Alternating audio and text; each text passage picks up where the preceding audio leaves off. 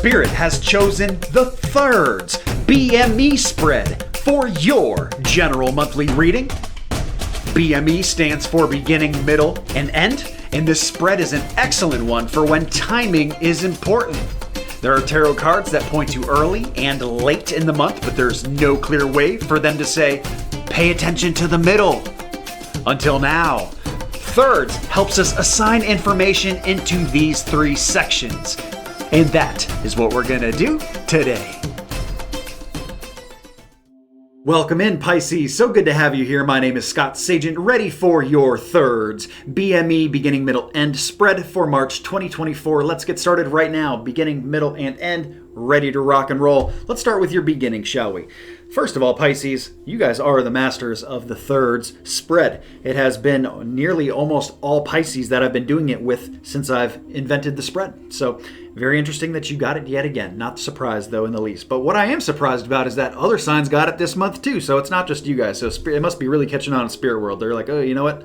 Let's use this. It's working out pretty good. So here we go, Pisces, with your beginning. Your beginning of March is the first 10-day window. This is the first 10 days of March. They bring in first that a lot of you are kind of in a little funk as March begins. A little bit of victim mode for some people, feeling a little down, emotionally, maybe hurt a little bit for certain people. Other people just not fulfilled the way you want to be fulfilled, something like that. When we get this card in tarot, which is my Five of Cups, it is a reminder to look right behind you. Just do a little 180, spin, and look behind you at all the rewards that you have. And not focus on the bad, but look at the good that you still have.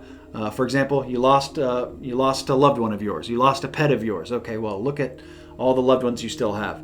Look at all the pets that are out there that would love to be a part of your family, okay? So that's what they're showing here first. The next thing they show is just the bad luck behind it. So a lot of Pisces here, it's just been this first 10 days of March is just not your month. It is or not your month, but it's not your beginning of the month. This 10 days is just not it, okay? That's what I'm trying to say. This first 10 days is not any place where I would be playing the lottery. I would not be spending money on scratch-offs. I would not be going to casinos because it is the card of bad luck. It is my Wheel of Fortune. Now, this is usually just the ebbs and the flows, the ups and downs of the roller coaster of life. And they show this first window of March is just on a downward slope. It's okay. It's going to come back up. And it's letting you know that if you're going through something in the beginning of March, it's going to be short-lived because this is just 1/3 of the month. And then it's back and it's over. So what they're showing here, they end actually with a very good note, very positive note with my World card. This is the card about completion. So this is like something that you had to go through, or it's really just like checking something off the list, checking the box, okay? So it's just like, well, this had to be done, and now it's over, and now we can move on to the next thing. I do have a very interesting Oracle Angel card coming in here, not gonna lie. It is my Yin card. It is my pink card, basically. Feminine energy all over the place these first 10 days of March. So if any of you are going to like a gender reveal, or you know somebody who's pregnant, or you're pregnant yourself, or anything with the color pink where that would be relevant to you, I got a lot of pink these first 10 days of March, just something to throw out there for certain people. Let's get into your middle. The middle is really the key, I think, to what this whole spread is about, is that they want to focus on this information here, which is your next 10 days of March, about the 10th through the 20th, something like that. The first thing they show is how a lot of you really need to go after and chase something in the work corner, which is a big place in anybody's life because it's not just work, the job, for most people that's what it is, but it's also entrepreneurship, retirement if you're of that age. It is learning new things, collegiate courses, hobbies and interests, all kinds of different things that can apply there. And like I said, for most people, work and job, but that's what they talk about here. Whatever applies to you there, under that list that I just gave you, they want you to go after something. So there is an opportunity for a lot of Pisces here in the middle of March to improve their work life, their work situation, their career, go back to school, learn some kind of accreditation or a new skill set. All that kind of stuff applies very, very nicely. I'd like to see you guys chase that so you can get it. And they bring in new money too, coming in on a block. So it's not about what you can make now, it's what you can make later from this decision. So this is like maybe more future based, or not where you're getting the money necessarily right here in the middle of March, but shortly after that, that's when that new money comes. They bring in happy too. So they want you to consider your happiness. And of course, money doesn't buy happiness, but it buys just about everything else. And it also brings us to a point where we don't have to suffer as much. The old number in the statistic used to be if you made 60,000 a year. I'm sure that's much higher now because of inflation and the market and everything else, cost of living. It used to be 60K. Let's just call it 80K now. So that if you make 80K salary a year, baseline, their happiness level when you gauge it to multimillionaires, people who make 6 figures annual salary, is almost identical. But the difference between that same 80K and somebody who makes 20K is monumentally different. So it's basically the difference between all of that is that when you make that 80K or whatever arbitrary number you'd like to plug in there, your basic needs are covered. You can put a roof over your head. You can, buy groceries without having to worry about, you can fill the car up with gas without having to worry, how much money you have in your account, that kind of thing. So it's about your basic essentials, getting all that covered. And that is the aspect of money here and why it's important for a lot of my Pisces here in the middle of March. It's a great opportunity. I wouldn't want you to squander it. Long story short. Now we get into the end of March, and this is a big theme. This is monumentally large and huge, and it's probably the best time for me to remind you too that this is a general reading. Spirit does a great job of making this apply to everybody, getting you pieces that you need to apply to your life, but at the end of the day, nothing beats a personal, private reading because here we're sharing all the energy with your Pisces friends. And of course, you're all different, living different lives, different scenarios, different moving parts, and that is why you need a personal private reading. I offer a wide variety of those, and they're all personalized just to you, from small all the way up to full service on scottsagent.com, a little something for everybody there. And all my great clients, I've been able to see the difference over time, especially since most of my clients are return customers. They keep coming back because they notice the difference in their lives too. And I can just tell from the readings that I do that they're just on a smoother trajectory because what the main difference is that they're just armed with ammunition. Planning and preparation, the 2 Ps is what I call them. That's what tarot is great for. So they're just ready for stuff because bad things, challenging things happen to everybody. Nobody ever lives a perfect year, a perfect month. There's always challenges, there's stuff going on, and being armed with that ammunition, being ready for it, and how you can optimize yourself to get on the right path is what tarot is great for. So I hope you treat yourself with a personal private reading. scottsagent.com, guys. Now, when do we get into the end of March? This is March 20 through the end of the month. We're in full moon energy. We're going to go over your moon cycles next. But before we do that, and this is going to align perfectly, that's why I'm bringing it up a little early, I have my death card inverted. This is a purging energy. It usually does not mean somebody who's deceased. Although, since I am reading this here, I need to tell you that you guys are getting an urgent reading. Pisces is lined up for an urgent reading, and it happens to be a messages from heaven from a male, deceased male. And likely this male who's coming through, which we're going to read for in a few days, that reading is going to be dropping a few days after this one. Sometime in the first week of March is when I drop the urgent readings. I know it's already going to be a male because I was indicated that by when I did my spreads to kind of see where we're going with that. We have a messages from heaven from a male popping in. And this is very interesting because usually what they do is they attach to the month of March. So this would be a deceased male who is maybe born in March or passed away in March, more than likely, because the energy is very heightened during anniversaries or stuff like that. Yeah, maybe it's an anniversary too, because that wouldn't be a birth date, but it's still a very important date in March, and therefore their energy is very heightened. They can communicate very well, and that's what our messages from heaven is going to be in a few days. So here I have my death card inverted, but for most of you, it's not going to be about that. This is going to be about just purging energy, getting something out of your life, and the full moon presents the greatest opportunity for you to do that. And in March, it happens to be right during this window when we're looking at too, so we'll talk about that shortly here. But this is about cleaning the skeletons out of the closet. Getting something out of there that's got to go. Whether it's something physical that you got to sell, repurpose, get rid of. Whether it's emotional baggage that you just got to get off your chest. Whether it's something in your head mentally that you just got to get cleared out forever, like forgive and forget or whatever you got to do to move on. That's the kind of energy they show here with my death inverted, cleaning out the skeletons. I have the home card coming in on a block inverted, so it's saying that the home needs some energy here also late in March. So maybe some of you need to do a repair with the home or spend more time with the family or something like that, because I have the home basically calling for the energy late March. They do bring in sickness here, so it's just letting you know there may be some germs headed your way late March. A good time to remind you too that this is avoidable for a lot of people. This is something you can get your immune system kicking real nicely. I always tell people vitamin A, B, C, D, zinc Very easy to remember. Excellent preventative stuff. So a lot of that stuff never even can get into your system to begin with. Okay, so sickness does pop up as a preventative. And this can also be worrying, crying, anxiety, because there is sickness up here too, stressors. And, just remember that a lot of the stuff that we worry about is past based or future based, and neither of those are real. All that's real is the present moment, right here, right now. That's all we got.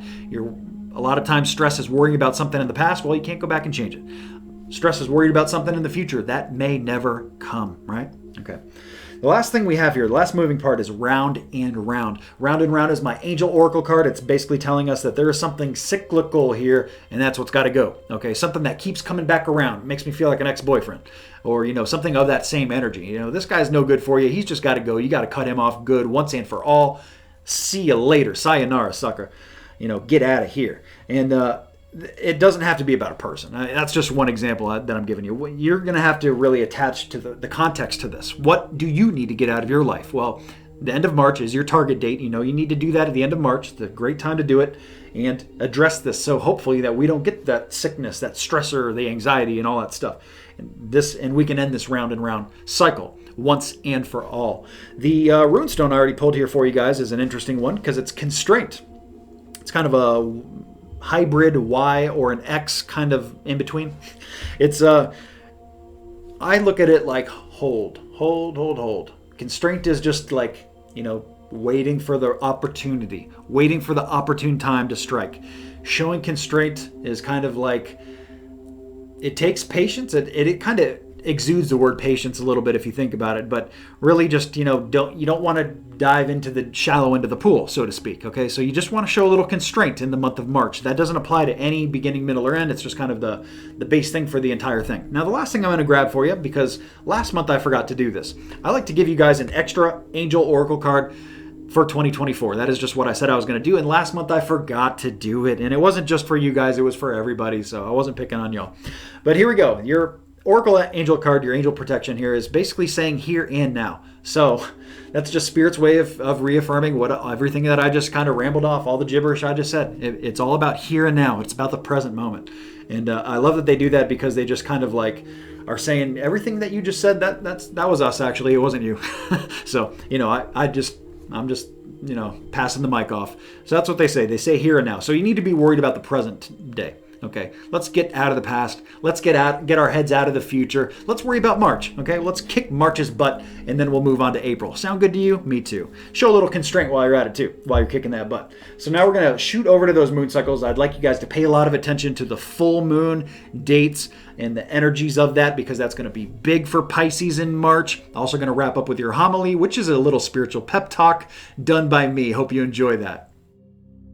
Okay guys, it is moon cycles forecast time. Let's talk about these lunar energies that are all around us anyways, so we can use it to our benefit, implement some positive change into your month. Well, the first thing you need to understand is whether these energies are coming in or going out. Just like the tides, the moon has control of that. In the same way, you can use it too. The first thing that hits chronologically this month is the new moon. You're going to see all the text information on your screen, any rare occurrences, as well as the date. Now, this is a target date for the new moon. It doesn't have to be done on this date, guys. I really like to bracket a few days before and a few days after to get a very powerful week where you can bring new things into your life and really manifest. If it is NEW, it's not there before, brand new, this is the best time to bring it into your life. Something new financially, maybe something new with work, new love, new health. It doesn't matter what it is. If it's new, this is the best time of the month to work on these things, really help bring it in. Adversely, the full moon, the opposite energy, the energy going out, hits on this date on your screen. And of course, the same rules apply. It doesn't have to be done on this date. We're talking about a week window, a few days on each side of it here. When this energy is very strong going out, and the energy going out is the best time to get things out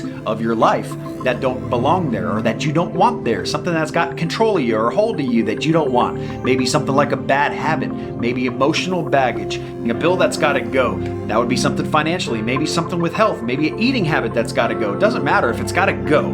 The full moon is your best bet to get this change to stick.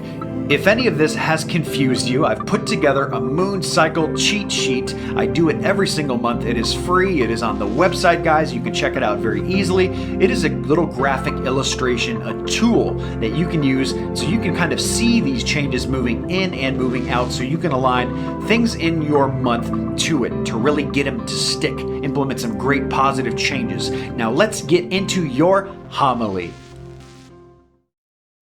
Welcome into your homily for March 2024. Today we're going to be talking about an experiment with rats. This little guy here is going to help give us an example of hope and how important it is for humans to also have hope. So this experiment we're talking about was done at, I think about 1954, at least in the 1950s, from Dr. Kurt Richter. He's a Harvard grad. He is a scientist at Johns Hopkins, and what he studied, what the experiment began with, at least, was he wanted to see how long lab rats would last, who are very strong swimmers, by the way, in a bucket of water.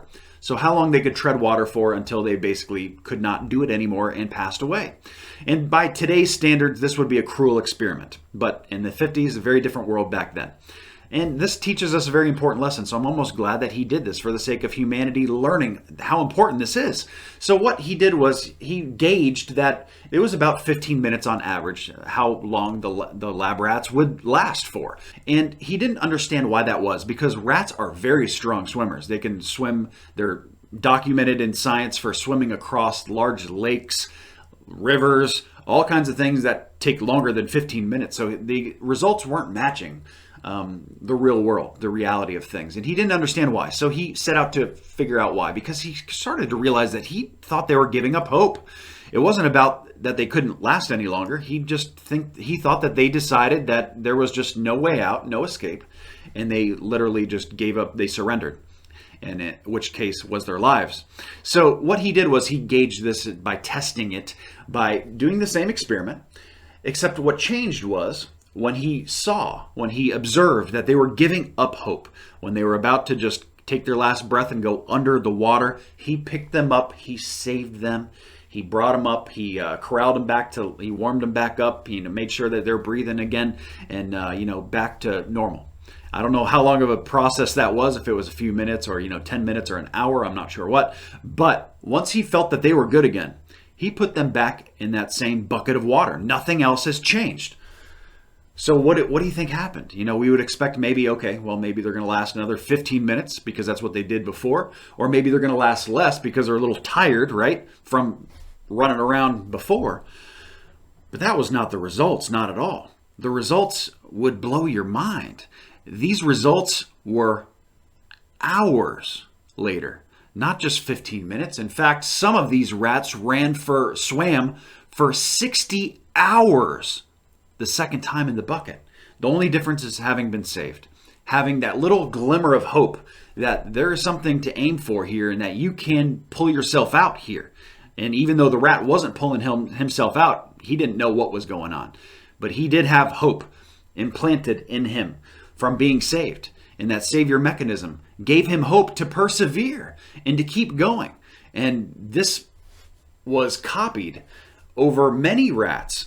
And it wasn't just one rat who's a marathon swimmer who just could go 60 hours. This was many rats who just kicked the butt of the 15-minute time window, the second go of it, by about 240 times over. So this is a glimmering beacon of hope for humanity, that this is what you can accomplish in your future by having a little bit of hope, by persevering, doing things a little bit longer than you naturally would, by knowing that things are going to change, things are going to improve, things are going to get better. So the question I propose to you is how much longer you can swim for, how much longer you can persevere for, how much harder you would work at this if you knew that you were just this close to getting out of it. If the rat can do it, you certainly can do it. So that is just the power. It's not just the power of positive thinking, because it's beyond that. It's something much more intrinsic, much more spiritual, much deeper. And that is the lesson that this rat teaches us. That's why I wanted to share this experiment with you. It's very interesting to me, very intriguing,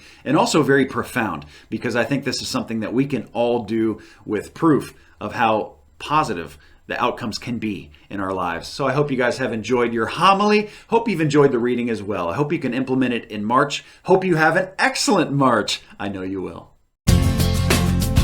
So I guess the fortune teller's right.